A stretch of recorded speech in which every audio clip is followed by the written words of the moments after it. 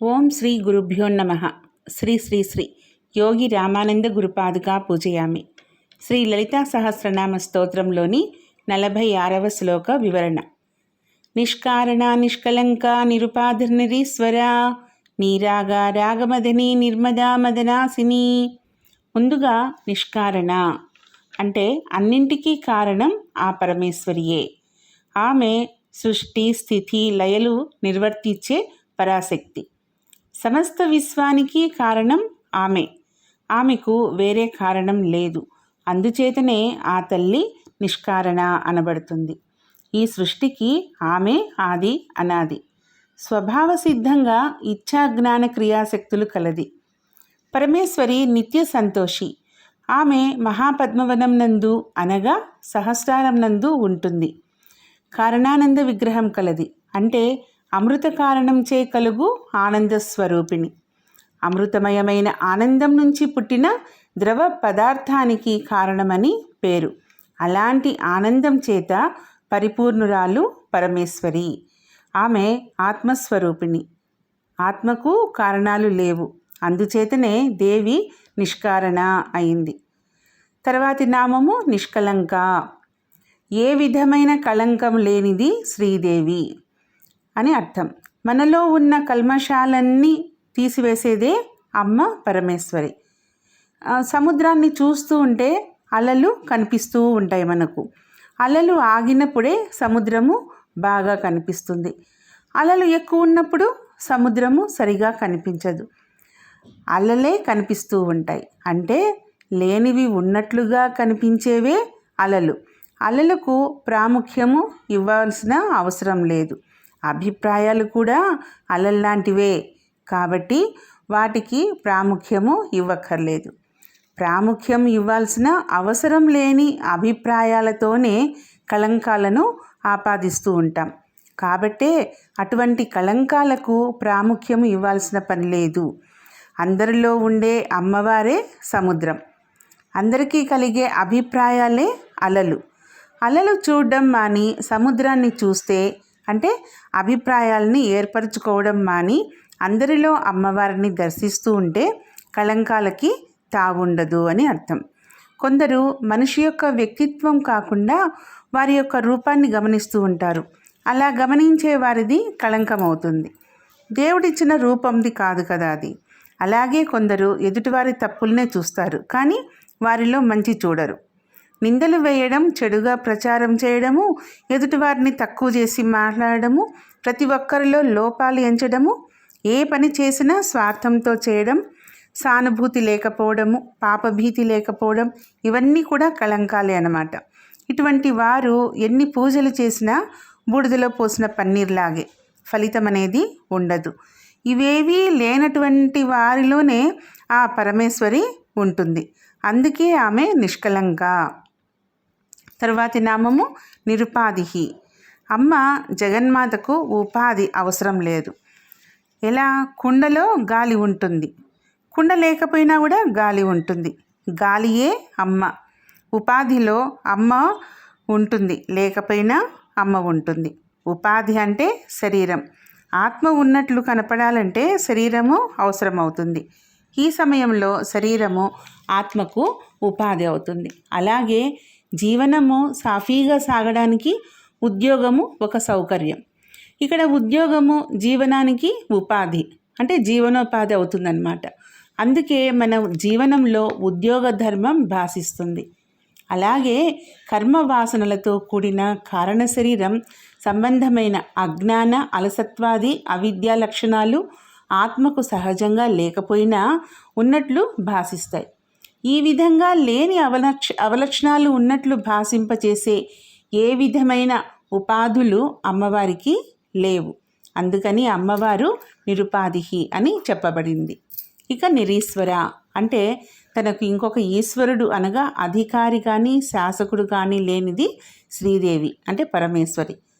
ఇక్కడ అమ్మవారు అయ్యవారు కామేశ్వరి కామేశ్వరులుగా సృష్టికి మూలమైన వారుగా ఉన్నారు. ఇద్దరూ సమానంగా ఒకరు లేక ఒకరు లేరు అన్నట్లుగా అర్ధనారీశ్వర స్వరూపంగా ఉన్నారు. ఎవరు గొప్ప అన్న వ్యత్యాసము లేదు. వారి నుండి అధికారం పొంది పాలించేవారు ఉన్నారు, కానీ వాళ్లకు అధికారం ఇచ్చేంతవారు ఎవరూ లేరు. విశ్వమంతా వ్యాపించి ఉన్న ప్రాణశక్తే వారు. ఆ విధంగా చూస్తే ఇద్దరు కాదు, ఒక్కరే. సృష్టికి ఆధారమైన శక్తి ఒక్కటే. అలా అని రూపముందా అంటే రూపాన్ని కూడా ఆధారం చేసుకోకుండా నిరాకార నిర్గుణంగా ఉంటూ అన్ని రూపాలు తానై ఉన్నది. ఈ ప్రకృతి పురుషులే సర్వ జగత్తును నడిపిస్తుంటే వీళ్లకు పైన ఇంకో ప్రభువు ఎవరుంటారు? అందుకని అమ్మవారు నిరీశ్వర అని ఈ నామంతో చెప్పబడింది. తర్వాతి నామం నీరాగా, అంటే రాగము అనగా ఆసక్తి లేనిది అని అర్థం. మనకు బాహ్యంగా ఉండే శత్రువులు తెలుస్తారు, కానీ మనల్లోనే తిష్ట వేసు కూర్చున్న అంతఃశత్రువుల గురించి తెలియదు. ఈ అంతఃశత్రువులు 6 ఉంటారట. వాళ్ళే కామ, క్రోధ, లోభ, మోహ, మద, మాత్సర్యాలు. వీటినే ఆధ్యాత్మిక విద్యలో అరిషడ్వర్గం అంతఃశత్రువులు అంటారు. సామాన్య మానవులకు అందరికీ ఈ అంతఃశత్రువుల బాధ తప్పదనమాట. సాధనలో వీటిని అధిగమించి ధ్యానంలో ఆటంకం కలగకుండా ఏకాగ్రత కలగాలి అంటే మనసుకి నిగ్రహం అనేది అలవాటు చేసుకోవాలి. రాగం అనేది ఎక్కడ ఉంటుందో ద్వేషం కూడా అక్కడే ఉంటుంది. పరమేశ్వరి రాగద్వేషాలకు అతీతురాలు. తర్వాతి నామం రాగమధని, అంటే రాగమును తొలగించున్నది అని, వైరాగ్యమును కలుగజేయున్నది అని.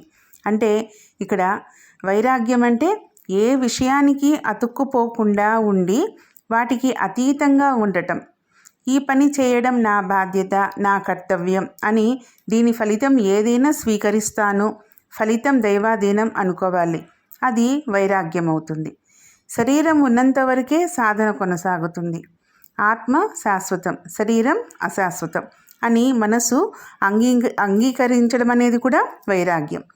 ఈ బంధాలు చేస్తున్న కర్మలు శరీరంతో ముడిపడ్డ బంధాలు, కానీ ఆత్మకు పరమాత్మ ఒక్కటే చిరునామా, ఇంకా ఏ బంధాలు ఉండదు అని గ్రహించడం వైరాగ్యం. గృహస్థాశ్రమంలో ఉంటూ కూడా ఈ వైరాగ్య భావనతో ఉన్నవారికి సాధన సఫలమవుతుంది. రాగమును పోగొట్టి వైరాగ్యం కలుగజేయనది అని ఈ నామానికి అర్థం. తర్వాతి నామం నిర్మద, అంటే అహంకారం లేనిది అని అర్థం. మదం అంటే అహంకారం. ఈ మదం అనేది ఎందులో చేరినా ప్రమాదమే. శరీరం, అధికారం, విద్య, భోగభాగ్యం, ధనం వీటన్నింటితో ఎందులో మదం చేరినా పతనానికి కారణమవుతుంది. ఈ అహంకార మమకారాలన్నీ కూడా కేవలం శరీరానికే. నిద్రావస్థలో ఉన్న సూక్ష్మదేహానికి నువ్వు ఎవరు అనేది కూడా గుర్తుండదు. ఈ అహంకారం అనే మదము స్పృహలో ఉన్నప్పుడే వదిలించుకోకుంటే మనిషిగా కూడా ప్రశాంతంగా ఉండలేరు. అలాంటప్పుడు సాధనలో ఏకాగ్రత ఎలా కుదురుతుంది? అమ్మను శరణు వేడిన వారికి అటువంటి అహంకారపరమైన గుణాలు దూరం చేసి ప్రశాంత జీవితాన్ని ఆ తల్లి మనకి ప్రసాదిస్తుంది. ఏ విధమైన మదము లేనిది నిర్మద అని ఈ నామానికి అర్థం. తర్వాతి నామం మదనాశిని. మదమును అంటే అహంకారమును నాశనం చేయున్నది పరమేశ్వరి అని అర్థం. ఇంట గెలిచి రచ్చగెలచాలి అంటారు. అంటే తనలో ఉన్న అరిషడ్వర్గాలనే మదమాత్సర్యాలను ముందుగా వాటిని జయించాలి. నువ్వు నీలా బ్రతకటం అంటే వాస్తవంలో బ్రతకడం, యథార్థాన్ని అంగీకరించడానికి అలవాటు పడాలి. నవవిధ భక్తి మార్గంలో ఏదైనా ఎంచుకోవచ్చు. ముఖ్యంగా సత్సంగ సేవ అనేది మనిషిలో ఆలోచన విధానాన్ని పెంపొందిస్తుంది, వివేకాన్ని పెంచుతుంది, సహనాన్ని అలవాటు చేస్తుంది. మారాలి, మార్చుకోవాలి అన్న తపన నుండే సాధన అనేది మొదలవుతుంది. మార్పు నువ్వు కోరుకుంటే చాలు, దైవము నీకు దారి చూపిస్తుందన్నమాట. ఎటువంటి దుర్గుణం నుండి అయినా ఆ తల్లి రక్షించి సన్మార్గంలో నడిపిస్తుంది. అయితే నీవు ఆ మార్పుని సంకల్పించి శరణు వేడాలి. అప్పుడే పరిపూర్ణంగా సాధనలో సఫలమవుతాం. ఆ తల్లి తన భక్తుల అహంకారాన్ని దూరం చేయనది అని ఈ నామానికి అర్థం. ఓం శ్రీమాత్రే నమః. ఓం శ్రీ గురుభ్యో నమః.